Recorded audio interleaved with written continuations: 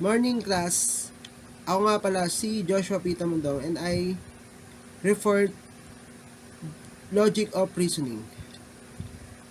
So, what is the goal of book of reasoning? The goal of these books is to improve your logical reasoning skills. Their skills are also called critical thinking skills. So, thinking skills sa mga pang abstract. They are complex waves to ability that helps you get someone's point, generate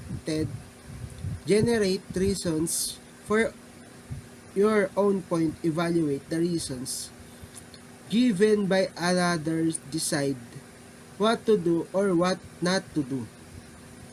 Decide what information to accept or reject, explain complicated ideas, apply conscious quality control as you think, avoid gullibility and risk propaganda. Your most important critical thinking skills is your skills at making good judgments, not snap judgments that occur in the blink of an eye, but those that required careful reasoning. So, ano nga ba ang logical reasoning skills? Lohika o pangangatwiran. Tama ang pangangatwiran. Ang lohika na pag-iisip ay isang proseso ng pag-iisip na batay sa pagkakapare-pareho ng mga paniniwala na sinusuportahan ng mga wastong argumento.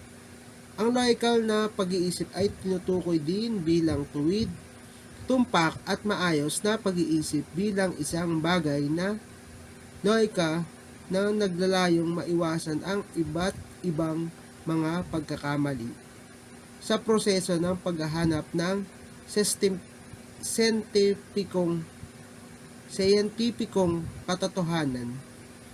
Ang mindset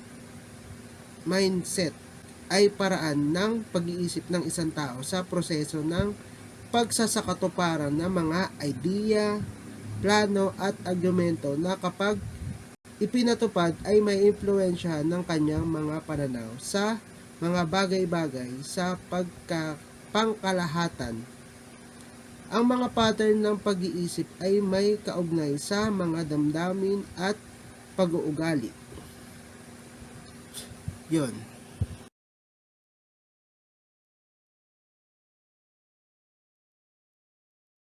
So next is facing a decision as a critical thinker. Simply put, critical thinking is the act of deliberately analyzing information so that you can make better judgments and decisions. It involves using think like logic, reasoning and creativity to draw conclusion and generally understand, think better. So, yan. Ito ang tinuturo naman nito ay para masolusyonan ang makapili ka ng decisions mo agad. Ganun. So, building these skills, you improve your ability to analyze. So, yan. Mabilis ka mag-analyze sa problema, ganyan. Information and come to the best decision possible. So, ayan, mabilis ka na mag-decisions. So, makakapag-decision ka na. Ito kung paano, solutions, yan, problema. So, maraming paraan para makagawa ng decisions. So, halimbawa natin dito, maaari mong i-flip ang isang barya. So, nag-flip ka ng barya, diba? Maaari mong, yan, ka ng barya. Tapos, pwede mong, yari, tungkol sa, bibili ka, gano'n. Flip ka. Kung bibili mo ba to o hindi, gano'n. So, pipip ka, kunyari, heads, tapos tails, gano'n. Maaring paraan para makagawa ng decision din to. Pero, sa maliliit lang na decision. Pero, paano naman kung malalaking decisions? So, mas mainam na pag-isipan mabuti ang iyong mga pagpipilian at isalang-alang ang maraming mga landas na maaari mong tahakin. So, meron kang pwedeng gamitin. You can learn to do this objective so you can make decisions you feel good about. We're going to cover several strategies that can help.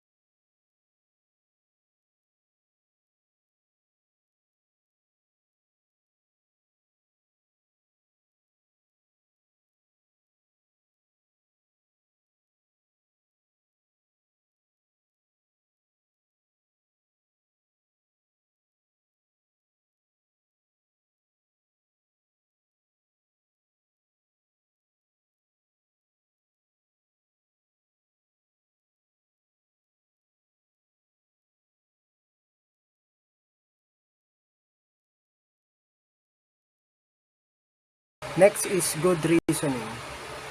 Good reasoning is the thinking most likely to result in your having good reasons for your answers and truths that short of thinking most likely to give your knowledge rather than more option.